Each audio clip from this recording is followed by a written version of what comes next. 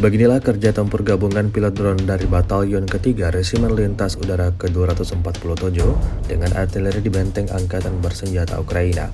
Rekamannya ramai beredar di media sosial Telegram pada Sabtu, 10 Agustus 2024. Tepatnya di wilayah Verbovoye Rabotino, prajurit kubu Rusia secara brutal meluncurkan serangannya ke posisi prajurit Ukraina yang terdeteksi.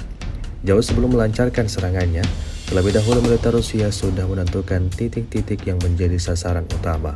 Tidak tanggung-tanggung, serangan langsung diluncurkan, timbulkan ledakan dahsyat seperti yang terlihat dalam rekaman. Hingga video ini beredar, beragam komentar dituliskan warganet.